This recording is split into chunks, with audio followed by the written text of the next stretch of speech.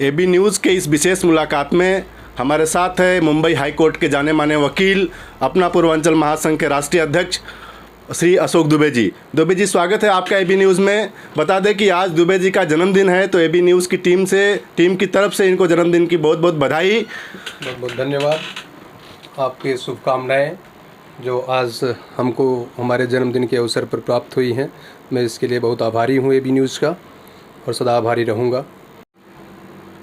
दुबे जी, सन 2019 में आपने अपना पूर्वांचल महासंघ का गठन किया। इसमें मुंबई से लेकर उत्तर भारत तक आपने बहुत सारे नेताओं को, उद्योगपति और रोज़गार करने वाले लोगों को भी उसमें सम्मिलित किया। और कोरोना काल में आपने जूम मीटिंग पर वहाँ के नेता, सांसद और विधायक से भी मीटिंग की। तो आपका उद्देश्य क्या है इस संस्था को लेकर? देखिए, अपना पूर्वांचल महासंघ एक विचार है पूर्वांचल वासियों के लिए। ये इस संगठन का मेन उद्देश्य है कि पूर्वांचल के लोगों का विकास कैसे किया जाए। जो आवासी और प्रवासी पूर्वांचल वासी हैं, कोरोना काल में ये चीज़ें देखी गई थी।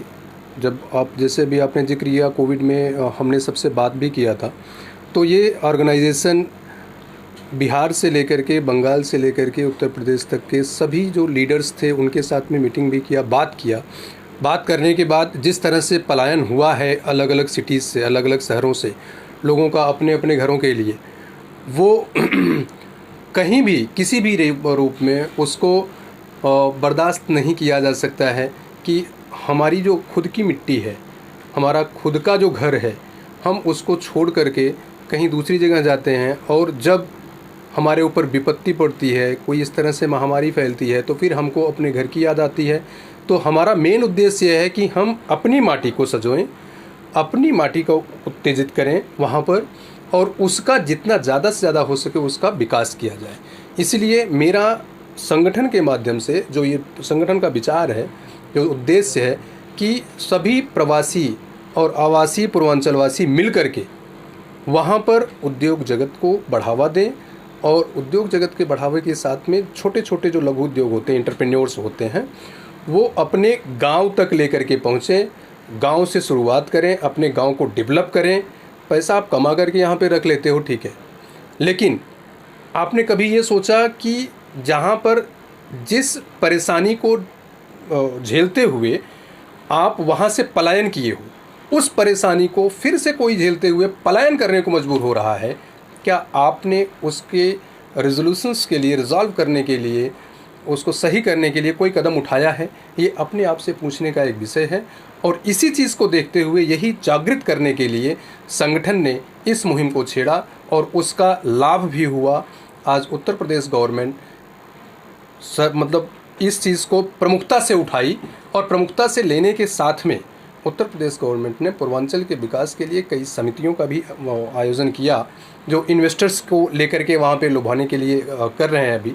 और माननीय योगी आदित्यनाथ जी उसके लिए काफ़ी कुछ फंड्स वगैरह भी इकट्ठा किए हैं, सुविधाएं भी दे रहे हैं प्रेजेंट टाइम में। यूपी गवर्नमेंट्स इसके लिए कटिबद्ध है, कर रही है, काम कर रही है। रेस्ट ऑफ द पूर्वांचल्स की जो बात अगर हम करें, जैसे बिहार की बात हुई, जो एरिया बिहार का आता है, पश्चिम बंगाल का आता है, अभी भी वहाँ से पलायन रुका नहीं है। पलायन उस तरह से चल रहा है क्योंकि ये बहुत सारी चीज़ें पॉलिटिकल विल पावर्स के ऊपर डिपेंड करती हैं, जो कि पलायन कैसे रोका जाए, वहाँ पे लोगों के लिए रोज़गार कैसे पैदा किया जाए। जब तक आपके पास सुशासन नहीं होगा, तब तक आप रोज़गार पैदा करके भी लोगों को वहाँ पे रोज़गार नहीं दे पाएंगे, क्योंकि लूट मार चलता रहता है। इसलिए सुशासन ज़रूरी है। आपने इस संगठन का नाम रखा अपना पूर्वांचल महासंघ, तो अपना पूर्वांचल से आपका क्या तात्पर्य है? अपना एक जो शब्द है, ये खुद अपने आप में एक अनुभूति देता है कि पूर्वांचल अपना है, हम पूर्वांचल से हैं, हम पूर्वांचल वासी हैं। अगर आप हमारी बात करें तो मैं जौनपुर से हूँ, जौनपुर पूर्वांचल में आता है, बनारस पूर्वांचल का हिस्सा है, गोरखपुर पूर्वांचल का हिस्सा है, बलिया पूर्वांचल का हिस्सा है, गाजीपुर पूर्वांचल का हिस्सा है। और एक जो थीम लेकर के चल रहे हैं हमारे संगठन का, जब तक आपको अपनत्व की भावना नहीं आती है कहीं से, कोई भी मतलब काम आप करोगे, अगर आपको अपनत्व की भावना नहीं आती है, दिल से आप नहीं जुड़े हुए होते, तो कार्य को आप पूर्ण नहीं कर पाते हो। इसलिए इसके नाम में ही इतना अपनत्व है कि सारे के सारे पूर्वांचलवासी इस के लिए ये संगठन उनका खुद का संगठन है और उनका खुद का ये विचार है कि नहीं, हमको अपने घर को डेवलप करना ज़रूरी है। आपने कुछ जिलों का नाम लिया, जौनपुर, गाजीपुर, बलिया, बनारस। क्या अपना पूर्वांचल इसको उत्तर प्रदेश से अलग एक पूर्वांचल राज्य की मांग समझता है? देखिए, ये अभी बहुत जल्दबाजी होगी इन सब चीज़ों पे, इस पे कमेंट्स करने के लिए। लेकिन अगर हम पूर्वांचल की बात करते हैं तो हमारा मेन सिद्धांत जो है वो भारत के पूर्वांचल से है, न कि उत्तर प्रदेश के पर्टिकुलर पूर्वांचल से है। भारत का पूर्वांचल जितना समृद्ध होगा, हमारा भारत उतना ही ज़्यादा समृद्ध होगा। अगर हम पूर्वांचल की बात कर रहे हैं तो उसमें 7 सिस्टर्स भी आते हैं। असम वगैरह का एरिया देखिए, पश्चिम बंगाल का पूरा एरिया देखिए, बिहार के कुछ एरियाज देख लीजिए। पूर्वांचल की अगर हम बात कर रहे हैं तो वो नेपाल तक पूरा आता है। ये सिर्फ हम सीमित नहीं है उत्तर प्रदेश तक के लिए। हाँ, ये है कि उत्तर प्रदेश का जो पूर्वांचल वाला पार्ट है उसके लोग एक्टिव हैं और उसमें गवर्नमेंट भी अच्छा काम कर रही है, प्रेजेंट टाइम में सपोर्ट कर रही है। बाकी गवर्नमेंट उदासीन है, ये भी देखा गया है। पश्चिम बंगाल की अगर देख लिया जाए वो भी पूर्वांचल में ही है, और बिहार का भी देख लिया जाए तो वो भी कुछ जो बिहार वाले एरियाज़ आते हैं पूर्वांचल में, वो पूरा का पूरा उदासीन है। वहाँ पे डेवलपमेंट अभी भी ज़ीरो है। इसके लिए ये मतलब पूर्वांचल का सिर्फ अलग राज्य में, उत्तर प्रदेश के पूर्वांचल के अलग राज्य से कोई लेना देना नहीं इसका। मौजूदा सरकार, योगी सरकार से अपना पूर्वांचल महासंघ की कुछ बातचीत हुई पूर्वांचल के विकास के लिए? देखिए, 2021 में एक यहाँ पे समिति हुई थी। उस समय पश्चिमी उत्तर प्रदेश में यहाँ उत्तर प्रदेश गवर्नमेंट ने उस समय के जो उनके सचिव थे नवनीत सहगल यहाँ पर आए हुए थे। उस समय बातचीत इस तरह से हुई थी, हम लोगों ने लेटर भी लिखा था उनको। फिल्म सिटी जो थी वो पश्चिमी उत्तर प्रदेश में उन्होंने वहाँ पे डालने का प्रयास किया था और अभी वहाँ पे एस्टेब्लिश भी कर रहे हैं वो। उस समय हमने इस चीज़ को प्रमुखता से उठाया था कि अगर आप इस चीज़ को करना चाहते हैं तो पश्चिमी उत्तर प्रदेश तो ऑलरेडी डेवलप्ड है, तो आप पूर्वांचल वाला जो यूपी का जो पूर्वी भाग है पूर्वांचल में, वहाँ पर क्यों नहीं कर रहे? जैसे मिर्ज़ापुर में काफ़ी ऐसी जगह है पड़ी हुई है जो कि आप वहाँ पे लैंड लेकर के फिल्म सिटी का वहाँ पे निर्माण कर सकते थे। उस समय ये चीज़ें नवनीत सहगल की तरफ से आश्वासन था कि वो वहाँ पर भी फिल्म सिटी के लिए जगह देख रहे हैं। 600 एकड़ समथिंग जगह बता रहे थे कुछ ऐसा, कि मतलब वो देख रहे हैं। ये पेपर में भी प्रमुखता से लिया गया था इसको, कि उनको वहाँ भी फिल्म सिटी बनाने के लिए कर रहे हैं, जिससे कि वहाँ के लोगों को भी रोज़गार मिल सके अच्छे ढंग से।